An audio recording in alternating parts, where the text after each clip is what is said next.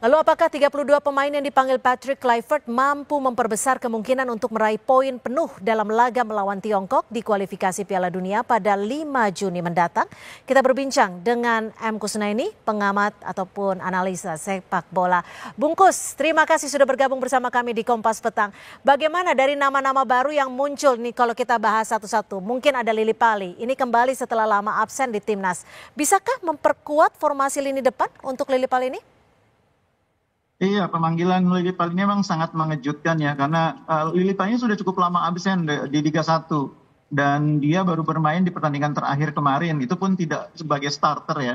Karena itu pemanggilan Lily Pali ini memang cukup mengejutkan, karena pada dasarnya di posisi yang sama beberapa alternatif pemain lain sebetulnya tersedia ya. Tapi balik lagi memang kita harus mengakui bahwa yang namanya pemanggilan pemain timnas adalah hak pelatih timnas. Cuma mungkin yang perlu dipertimbangkan begini. Jadi dalam tim itu ada yang namanya kerangka tim. Kerangka tim yang mungkin hampir pasti akan menjadi pemain-pemain yang diandalkan dalam permainan.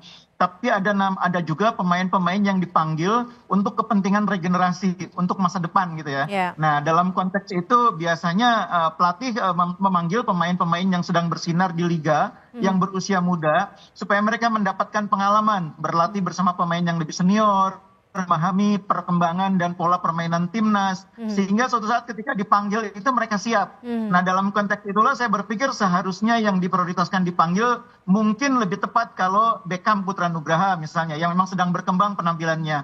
Apalagi musim ini Beckham tampil konsisten bersama Persib.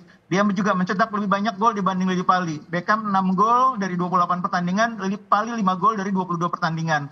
Artinya kalau memanggil Beckham itu ada semacam niat baik untuk mempersiapkan regenerasi. Kalau Lily Pali ini kan pilihan dari segi usia kan bukan pemain yang mungkin bisa diandalkan untuk jangka panjang. Iya.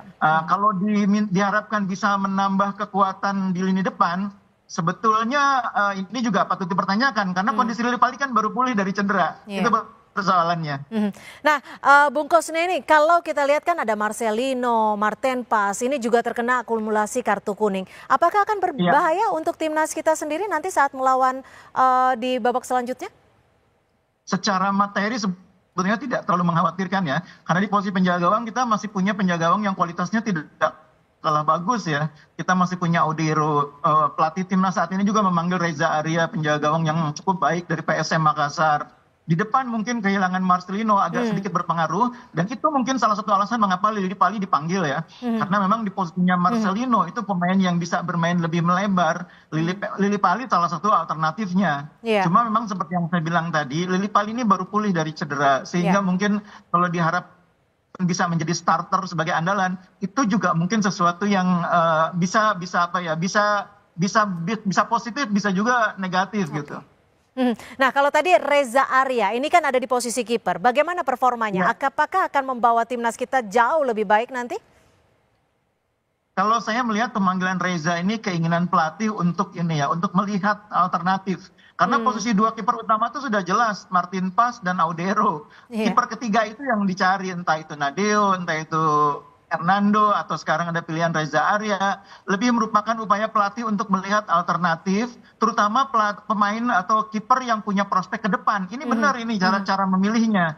Jadi daripada memanggil Sahrul Trisna misalnya, memang lebih efektif kalau kita memanggil Reza yang secara usia masih lebih muda, lebih punya perkembangan ke depan. Nah, jadi ini cara berpikir yang tepat. Kalau cara berpikir dalam kasus Lily Pali dan Beckham menurut saya kebalik.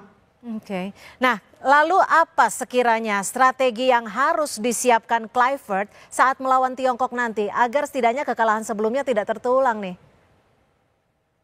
Iya, lawan Tiongkok itu adalah pertandingan yang tidak bisa ditawar, harus menang ya. Dan Indonesia tidak punya pilihan lain kecuali harus mengalahkan China atau Tiongkok untuk menyegel posisi ke putaran keempat. Supaya nanti di pertandingan terakhir lawan Jepang kita tidak terbebani kewajiban harus menang di kandang tim yang sangat kuat.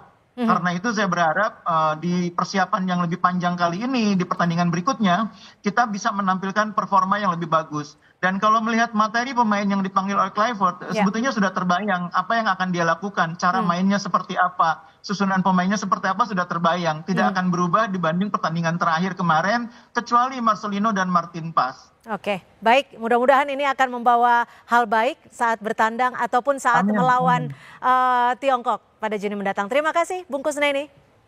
Sama-sama Cynthia, Cindy.